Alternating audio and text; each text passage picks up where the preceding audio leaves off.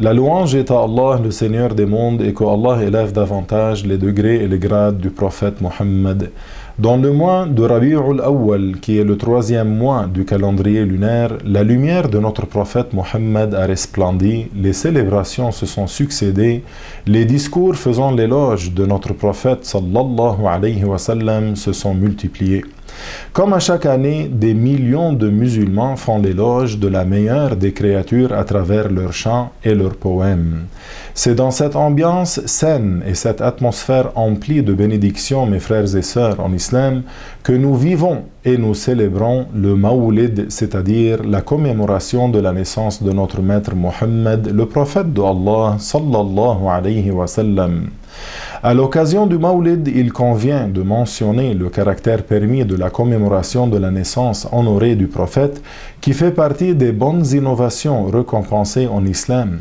Ainsi, pour mieux comprendre le caractère licite de cet événement, il est nécessaire de savoir que l'innovation, c'est-à-dire al-bid'ah, selon la loi de l'islam, est ce qui a été innové sans avoir été cité explicitement dans le Coran, ni cité explicitement dans la tradition prophétique, et que du fait même, elle ne doit pas être blâmée par le simple fait qu'elle s'appelle innovation ou nouveauté ou bid'ah.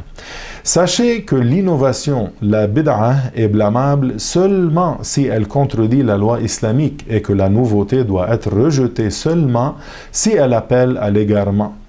De plus, il est important de distinguer deux sortes d'innovations, comme l'a mentionné l'imam al-Shafi'i. Une première étant l'innovation d'égarement, bid'atul dalalah, c'est-à-dire qui est contraire au Coran et à la Sunna, et l'autre étant l'innovation de bonne guidée, c'est-à-dire bid'atul huda, c'est-à-dire une innovation conforme au Coran et à la Sunna.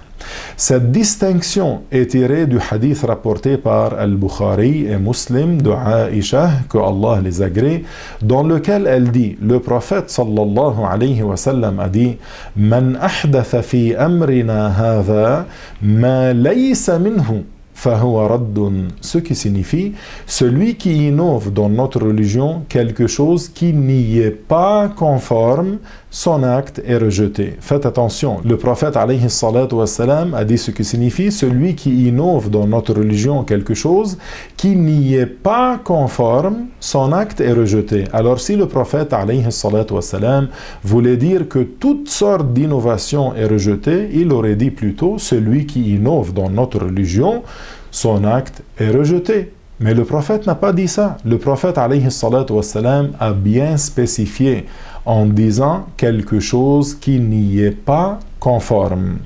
Alors, par sa parole, sallallahu alayhi wa sallam, ma laysa minhu, qui signifie qu'il n'y est pas conforme, le prophète, sallallahu alayhi wa sallam, a fait comprendre que l'innovation peut être rejetée, c'est-à-dire réfutée, si elle est en contradiction avec la charia, la loi de l'islam, ou peut être acceptée si elle est en conformité avec la charia, la loi de l'islam. Ceci est également tiré de ce que Muslim a rapporté dans son sahih de hadith de Jarir ibn Abdullah al-Bajali, que Allah l'agrée, qu'il a dit, le prophète sallallahu alayhi wa sallam a dit, Man sanna fil islami sunnatan hasanah, فله أجرها وأجر من عمل بها من بعده من غير أن ينقص من أجورهم شيء.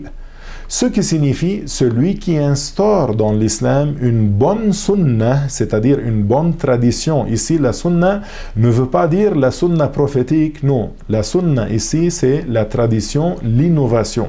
Alors, le prophète dit ce qui signifie celui qui instaure dans l'islam une bonne sunna aura une récompense, et une récompense chaque fois que quelqu'un après lui fera cet acte, sans qu'il leur soit diminué à quoi que ce soit de leur récompense. Ce hadith compte parmi les preuves sur l'existence de la bonne innovation à partir de la sunna prophétique pure, et par conséquent, nous apprenons à partir de ce hadith que c'est le messager lui-même qui a enseigné à sa communauté que l'innovation est de deux sortes. Une innovation d'égarement, qui est la nouveauté qui contredit le Coran et la sunna, et une innovation de bonne guidée, qui est la nouveauté qui est conforme au Coran et à la sunna.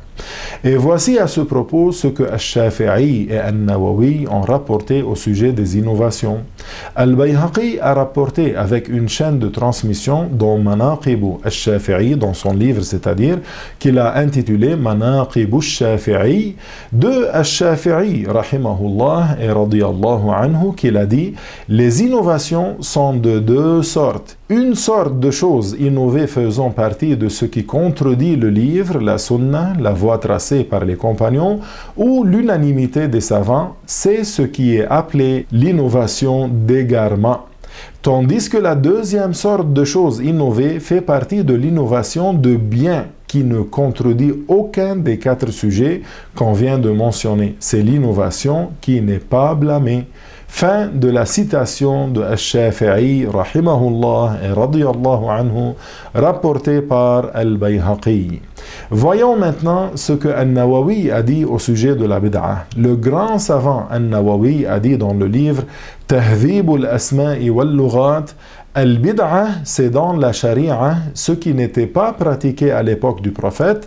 Elle se partage en deux, une bonne et une mauvaise innovation. Fin de la citation de An-Nawawi. Alors, nous comprenons qu'il est permis d'innover quelque chose après l'époque du prophète, même si cette innovation n'a pas été annoncée explicitement par le prophète et même s'il ne l'a pas faite lui-même, mais à condition que cette innovation soit conforme au livre, à la sunna, à l'unanimité et à la voie tracée par les compagnons. Alors, il nous paraît maintenant évident que la commémoration de la naissance du prophète Mohammed est un acte permis qui ne contredit pas la charia et que cette innovation se classe parmi les bonnes innovations.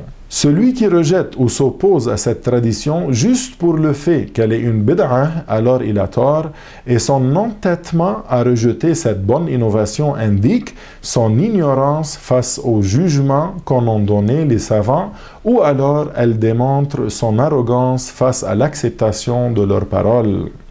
Il apparaît clairement, mes frères et sœurs, pour celui qui recherche la vérité, que la commémoration de la naissance du prophète Mohammed ne compte pas parmi les mauvaises innovations.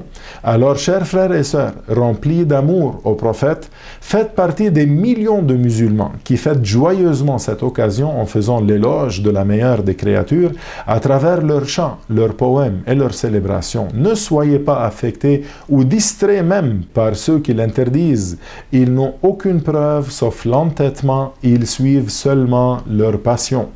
Ils citent des versets et des paroles prophétiques pour essayer de perturber les musulmans débutants en sciences de religion et donnent de fausses interprétations contredisant par cela la religion agréée par Allah pour tenter de montrer que les milliers de savants venus avant eux auraient été dans l'erreur, dans leur croyance que Al-Mawlid est quelque chose de permis et de bon, comme si les musulmans avaient dû attendre leur arrivée pour être corrigés. Quel orgueil!